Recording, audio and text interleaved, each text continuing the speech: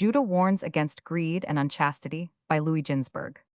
The last words addressed by Judah to his sons were the following: I was the fourth son begotten by my father, and my mother called me Judah, saying, I thank the Lord that he hath given me a fourth son. I was zealous in my youth and obedient to my father in all things. When I grew up to manhood, he blessed me, saying, Thou wilt be king and wilt prosper in all thy ways. The Lord granted me his grace in whatever I undertook, in the field and in the house.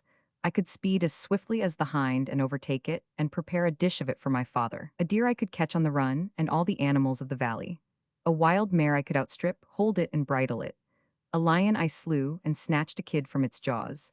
A bear I caught by the paw, and flung it adown the cliff, and it lay beneath crushed. I could keep pace with the wild boar and overtake it, and as I ran I seized it and tore it to pieces. A leopard sprang at my dog in Hebron, and I grasped its tail and hurled it away from me, and its body burst on the coast at Gaza. A wild steer I found grazing in the field. I took it by its horns, swung it round and round until it was stunned, and then I cast it to the ground and killed it.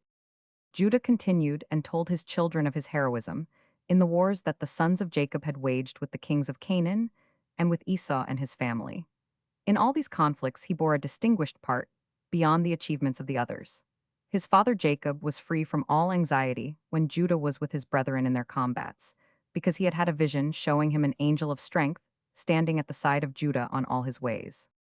Judah did not conceal his shortcomings, either. He confessed how drunkenness and passion had betrayed him first into marriage with a Canaanitish woman, and then into improper relations with his daughter-in-law Tamar. He said to his children, Do not walk after the desire of your hearts, and vaunt not the valiant deeds of your youth. This, too, is evil in the eyes of the Lord. For while I boasted that the face of a beautiful woman had never allured me in the wars, and reviled my brother Reuben for his transgression with Bilhah, the spirit of passion and unchastity gained possession of me, and I took Bathshua to wife, and trespassed with Tamar, though she was the affianced of my son. First I said to Bathshua's father, I will take counsel with my father Jacob, to know whether I should marry thy daughter. But he was a king, and he showed me an untold heap of gold accredited to his daughter, and he adorned her with the magnificence of women, in gold and pearls, and he bade her pour the wine at the meal. The wine turned my eyes awry, and passion darkened my heart.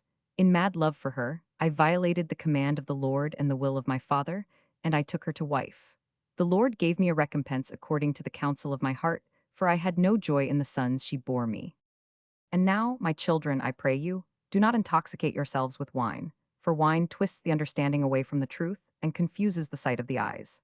Wine led me astray, so that I felt no shame before the throngs of people in the city, and I turned aside and went into Tamar in the presence of them, and committed a great sin. And though a man be a king, if he leads an unchaste life, he loses his kingship. I gave Tamar my staff, which is the stay of my tribe, and my girdle cord, which is power, and my signet diadem, which is the glory of my kingdom. I did penance for all this, and unto old age I drank no wine, and ate no flesh, and knew no sort of pleasure. Wine causes the secret things of God and man to be revealed unto the stranger. Thus did I disclose the commands of the Lord and the mysteries of my father Jacob to the Canaanite woman Bathshua, though God had forbidden me to betray them. I also enjoin you not to love gold, and not to look upon the beauty of women, for through money and through beauty I was led astray to Bathshua the Canaanite. I know that my stock will fall into misery through these two things, for even the wise men among my sons will be changed by them, and the consequence will be that the kingdom of Judah will be diminished, the domain that the Lord gave me as a reward for my obedient conduct toward my father, for never did I speak in contradiction of him, but I did all things according to his words. And Isaac, my father's father, blessed me with the blessing that I should be ruler in Israel, and I know that the kingdom will arise from me. In the books of Enoch, the just I read all the evil that ye will do in the latter days.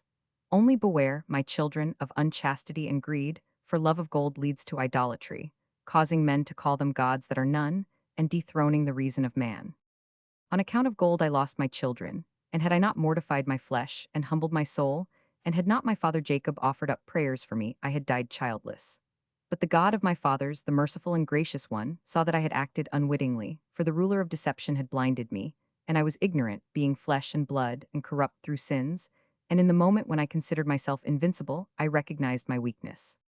Then Judah revealed to his sons, in clear, brief words, the whole history of Israel until the advent of the Messiah, and his final speech was, My children, observe the whole law of the Lord, in it is hope for all that keep his ways. I die this day at the age of 119 years before your eyes. None shall bury me in a costly garment, nor shall ye cut my body to embalm it, but ye shall carry me to Hebron. Having spoken these words, Judah sank into death 10,